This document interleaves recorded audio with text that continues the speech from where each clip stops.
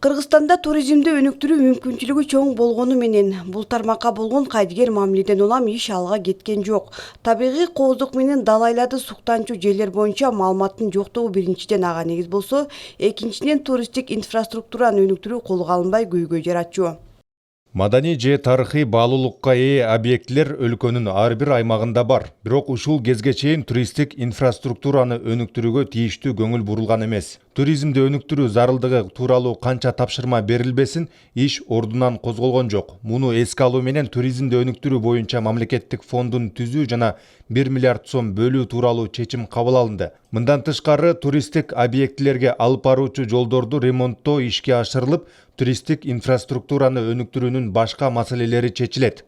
Кыргыз өкмөтү туризмди өнүктүрүүнү колдоо фонду ачык акционердик коомун түзүп, уставдык капиталын 1 миллиард сом деп белгилеген. Фонд ички туризмди өнүктүрүүгө багытталган демилгелерди ишке ашыруу менен алектенет.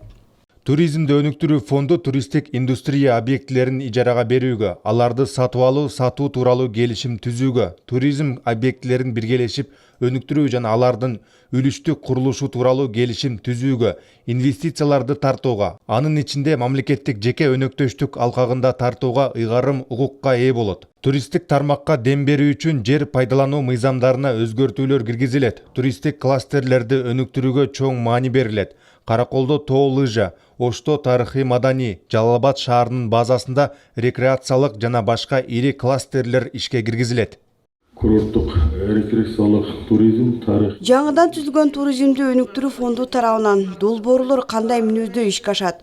Бул боюнча фонд өкүлдөрү район шаарлардын айыл өкмөттөрдүн башчыларына кеңири түшүнүп берди. Анткени Жалал Абад областында да бул жаатта чоң мүмкүнчүлүктөр бар.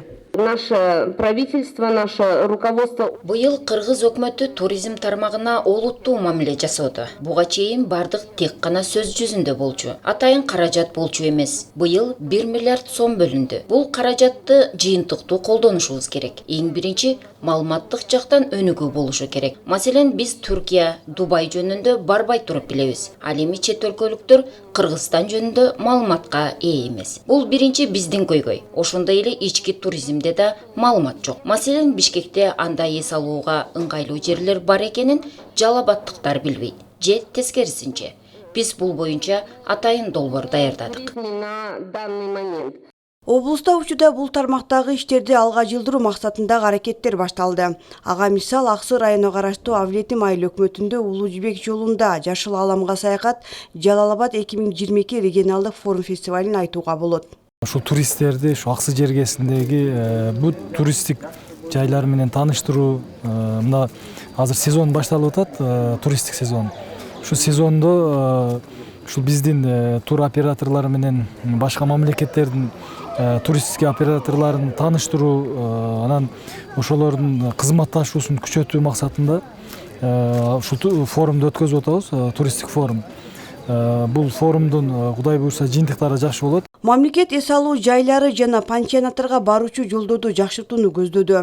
Туристтик аймактардагы жергиликтүү бийликтин карамагындагы жолдор транспорт министрлигинин карамагына өткөрүлөт. Туризмди өнүктүрүү фондуна жыл сайын 1 миллиард сом каражат бөлүнүп, анын капиталын 5 миллиард сомго жеткирүү пландалууда. Гүлжан Амандоева, Байман Тургуналиев, жаңылыктар үчүн.